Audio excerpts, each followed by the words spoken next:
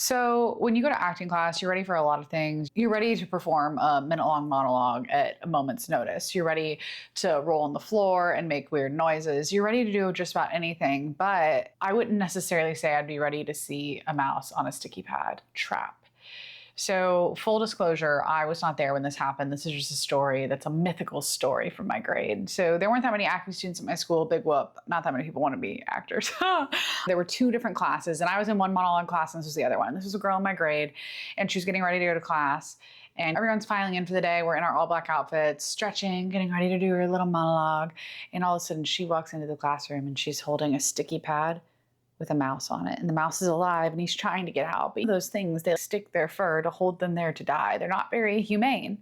And so she walks into class and she's like, guys, what do I do? And everyone's like, oh my God. And of course, we're all a bunch of empaths in the acting department. So I wasn't there, but I can only imagine that people were like, oh my gosh, how could you do that to the mouse? They have rights. I say that lovingly, everyone. But it's just kind of funny. And so I don't know how they dealt with it. I don't know what ended up happening. I think the story goes, I was talking to my friends about this the other day. I think they just put it in a dumpster. Terrible way to die. Don't stick me to something and leave me there to starve or gnaw my own hand off. Oh my gosh, that's terrible to think about. But the reason why I tell that story is I truly believe that was the empath in her wanting to show goodness to other beings. And that leads us to our quote of the day. Funny little story to top us off. So our quote of the day is, the world makes room for goodness and decency, he thinks. And the task of life is to show goodness to others, not to complain about their failings. And that quote comes from a novel I just finished called Intermezzo. And this is by Sally Rooney. I know this isn't classical literature. Don't shoot me. Okay, so Intermezzo is a new Sally Rooney book, fairly. I think it's her newest release. And I was flying home from Houston 2 weeks ago, and I had finished my Nora Ephron book of essays, and I was looking for something to read, and a new friend of mine had told me that she really thinks my writing's like Sally Rooney's writing, and so I should read this. And so I saw Intermezzo in the airport gift shop, and I was like, wow, I guess I'm going to buy that. And then I could not put it down. I have to tell you, my life is so much better when I like what I'm reading. But Intermezzo, in case you want to read it, the main story is about these two brothers. They're about 10 years apart. The younger brother is a genius chess player, kind of awkward guy. The older brother is a guy's guy. He's a lawyer, very traditionally successful, really good with women. No. And so those two guys, the brothers, their dad has just died. And so they're grieving this, and they also are both in the trenches of romantic life. And I quite enjoyed it. It's a little saucy at times. I'm not normally super into saucy books, so you've been warned by me. Don't open it up and be like, oh my gosh, Caroline told me to read this. I warned you. But I think the writing is really good. And one thing that's really interesting is that it alternates perspectives between the chapters. Not a new concept, I know, but the syntax that she writes with is so very different that you can totally tell who is thinking and talking, even though you know. But just the writing, I think she did a really good job crafting that narrative, and it's from two distinct voices. Yeah. Okay. So fun facts on Sally Rooney. She wrote a full novel at the age of 15, and then buried it. And she later called it absolute trash. And what's crazy is that a lot of people don't complete a novel at that age. I will say, though, oh my God, I wonder if I can show you this. Let's see. I think it is here. Where are you? Oh my gosh, I should read these. So after school, normal kids would, I don't know, play Wii or go outside and dribble a basketball. I would get on Wattpad and write. Everybody talks about Wattpad being like a saucy website. For me, it was not that. It was a place, oh my gosh, I can get all these writings that people are posting for free. That's what it was for me. And so I would get on and write. And I have 2 full-length novels that I wrote when I was a teenager that are terrible, but I would send them to my friends. My friend group was called SNIT, and they'd give me notes. This one is called The Coffee Shop. I think I wrote The Coffee Shop first and then 4:30. Somebody correct me if I'm wrong, but my friend Gabby, if you're watching this video, she was the sweetest, and she would print up real copies and she drew covers of them for me. Here's what the back says that Gabby made. This is a fake book, obviously, but no one is ready to lose everything they know all at once, but sometimes life doesn't care if you're ready. Once the unthinkable happens and your life has changed forever, you think, what happens now? What happens now? That is the question that defines your life, fills thoughts for every moment of the day. So, what happens now? Skylar was a normal girl from the city that only cared about two things: her best friend Toby and the coffee shop. One day, an unexpected turn of events causes her to lose someone very dear to her. She is forced to move to Alaska, leaving her home and Toby behind. Here, she meets the cute and charming Dan. Dan replace the spot that Toby has in her heart, or will he become even more? Experience the roller coaster ride that is Skylar's life in this heartfelt story, The Coffee Shop. Oh my God. It's actually long, everybody. Then my little bio says, C.M. Woods grew up in Chantilly, Virginia. She currently resides in Virginia with her father, her mother, and her two dogs, Molly and Biscuit, who she loves dearly. The Coffee Shop is her first novel. Let's just find you guys a quote. I didn't plan on doing this today. Chapter 1, The Inquiry. Mother held her advanced class an hour late. Again. I looked down at my watch and she was still in there. I had reluctantly already finished all my homework. There was nothing to do. I looked down as my bag started to shake. Dad was calling. I scrambled to get to the phone in time to answer it. Sliding the bar across the screen, I was immediately surrounded by sound. Skylar, Dad's gruff and dry voice called. Yeah? I asked, excited to hear about his latest show. Since my parents had separated, I hadn't seen my dad. They've been divorced for 5 years now. Where are you? I called home and no one was there. At the studio. Still, that woman needs to think sometimes. But this book alternates perspectives between the girl and the boys.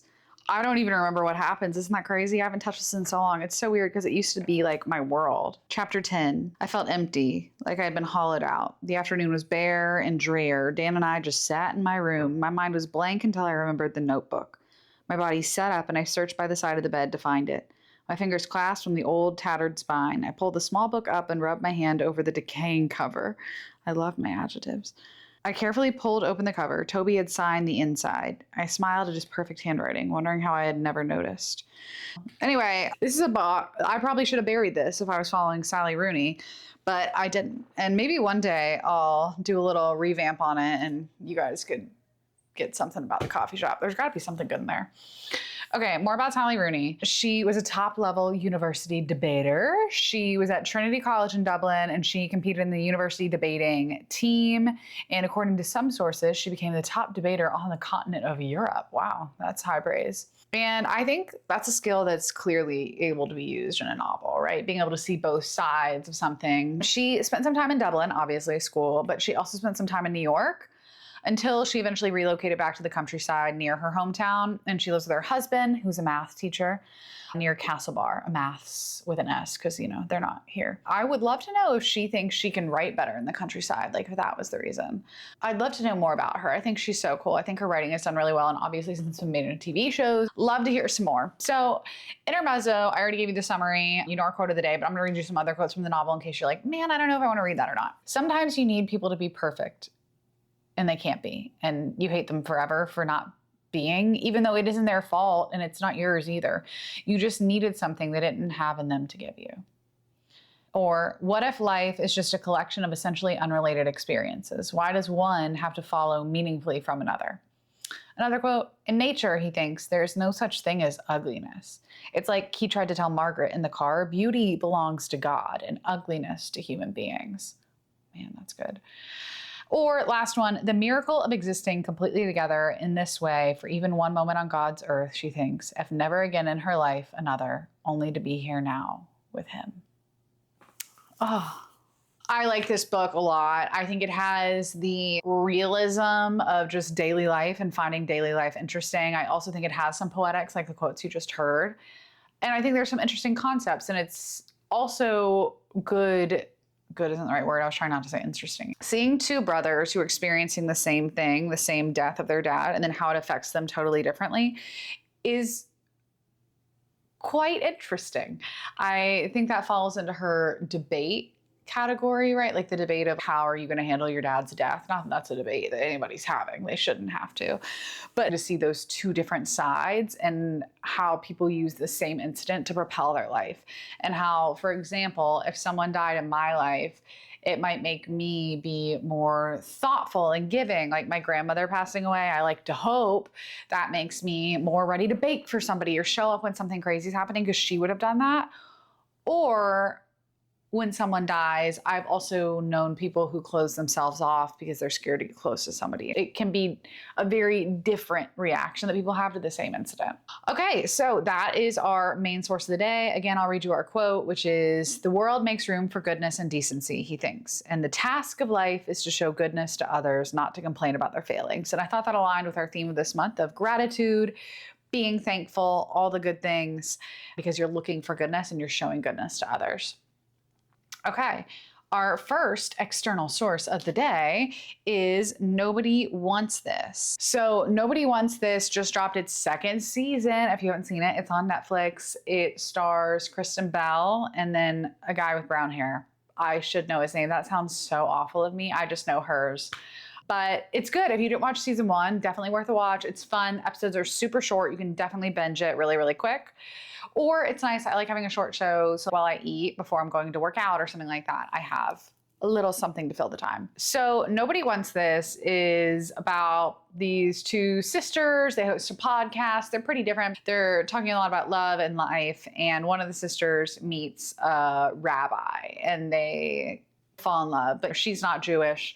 There's this whole thing going on of will they, won't they, what is love? It's really good. I just watched that second season. And something they talk about is a Jewish concept. Again, I'm not Jewish, so I'm so sorry if I'm mispronouncing this. You should watch the actual text, do your research, listen to it. People are going to do it much better than I do. However, I love the concept. So one of the Hebrew concepts is ayin tova, which means good eye. And it's basically meaning that you are looking onto others' lives with a generous, hopeful, optimistic outlook, and you're trying to see the best in people. And I think that aligns with our quote of the day of showing goodness and looking for goodness in other people. And I think it's a sweet idea that when somebody's dear to you, you are looking at them with a good eye, right? Like, I've gotten quite sentimental over my parents recently. There's a curve. You know, you hate your parents when you're in high school. It's biological clock. You have to hate them for a little bit to come back around. And thankfully, I've come back around.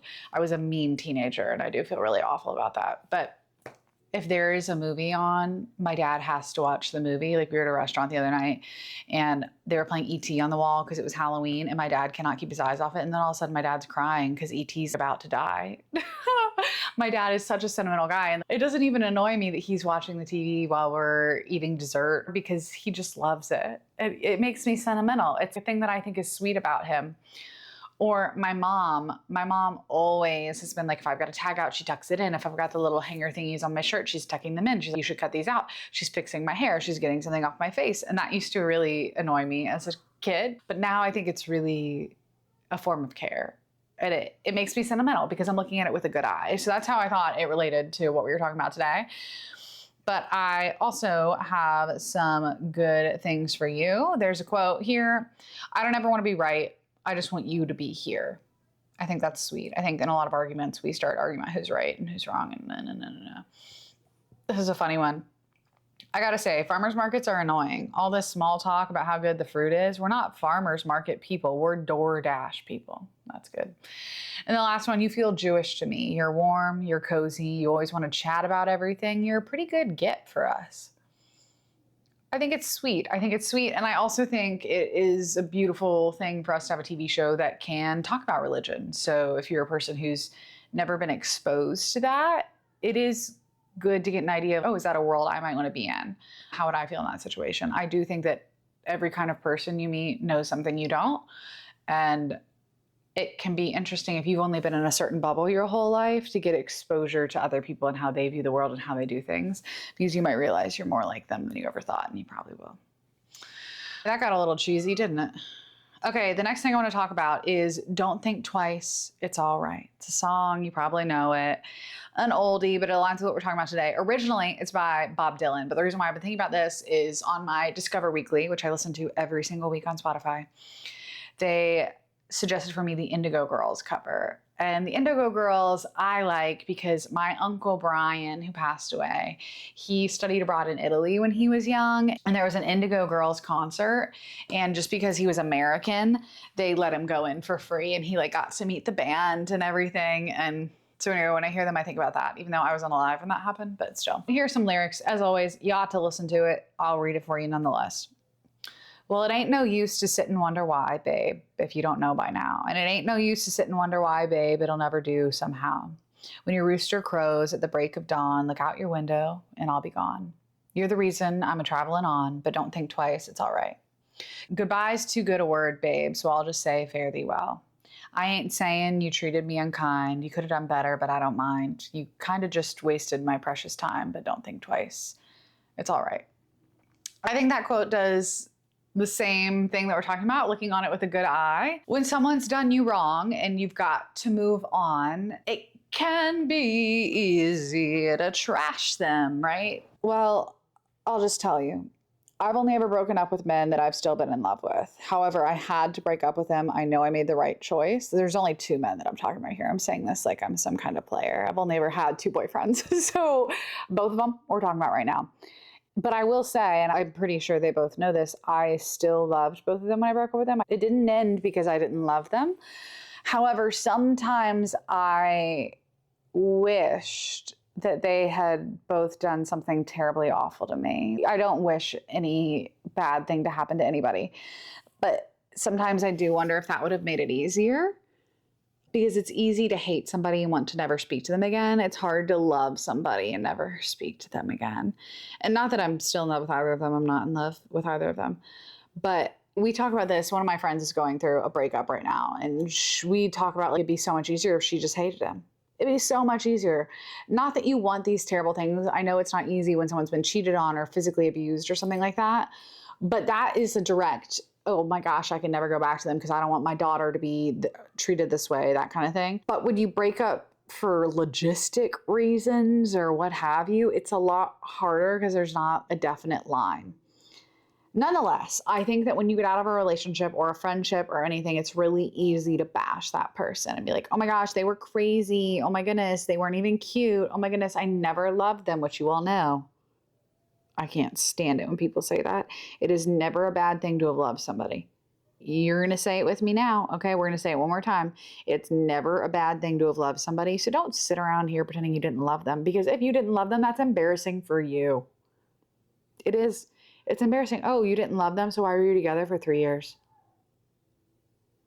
Why? I don't understand.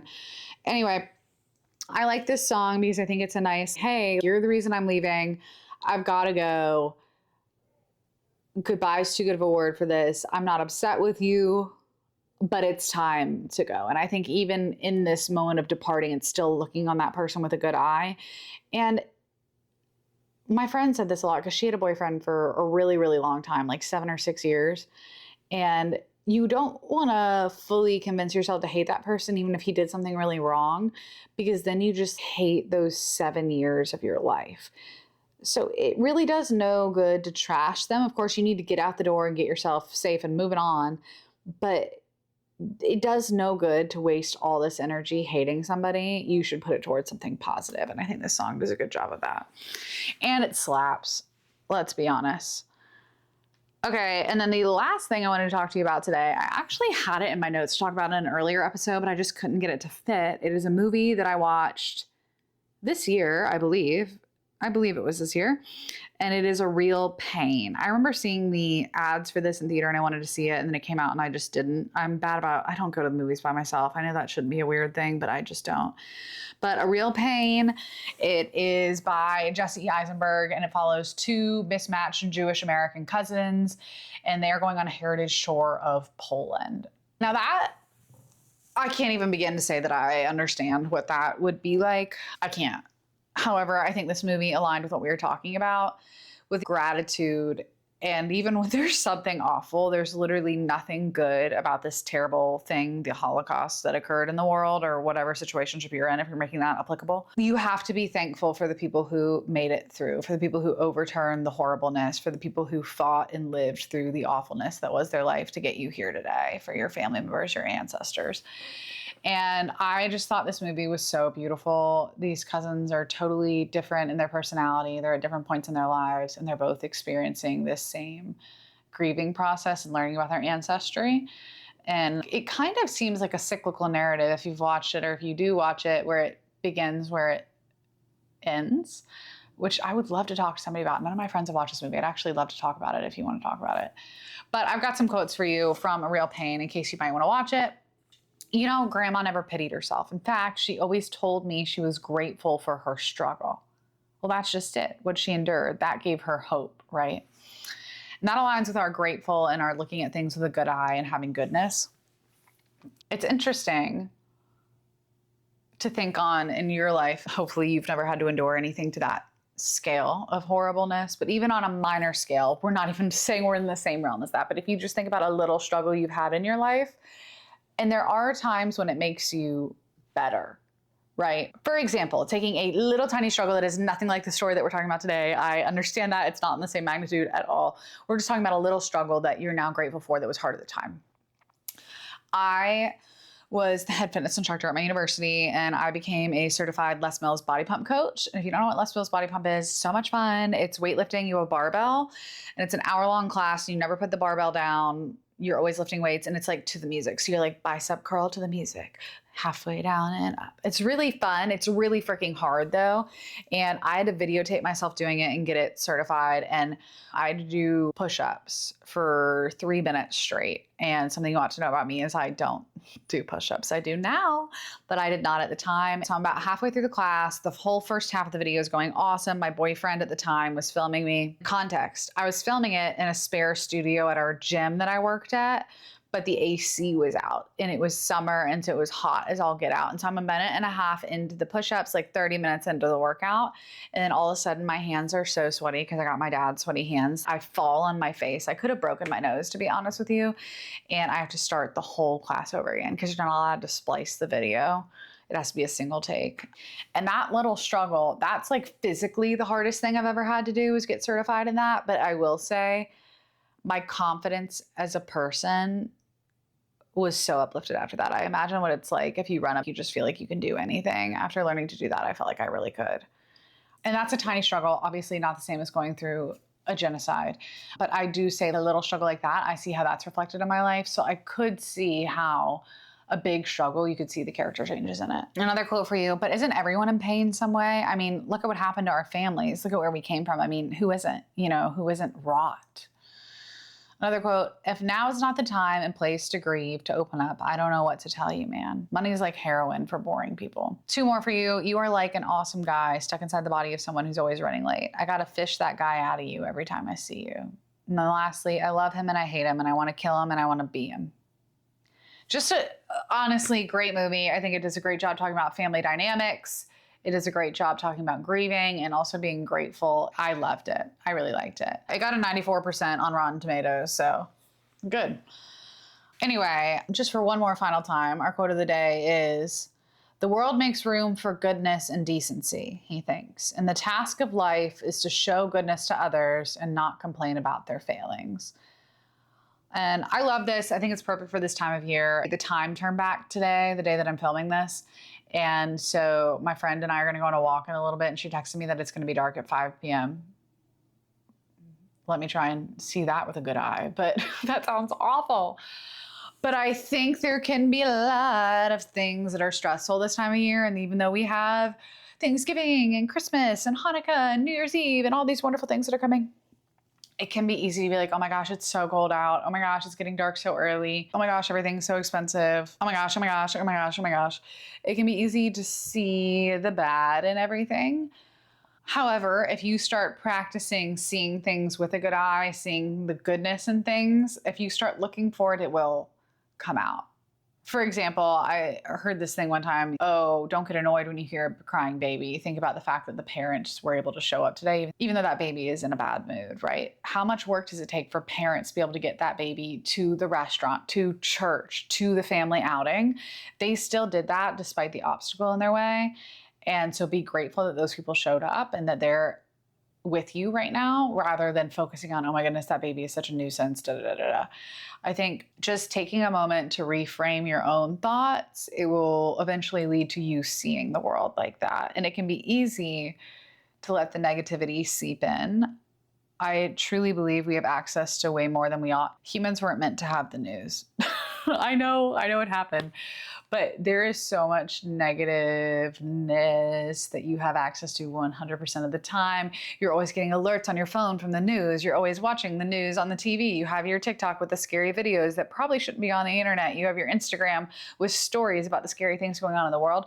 There's a lot of negativity coming into your life, and it can be easy to focus on that. But it just takes a simple rewiring to see some goodness and to be thankful for what you do have and just to try and see the good in people because it is there. But I may be wrong. My name's Caroline May Woodson. Thanks for listening. I'll talk to you soon.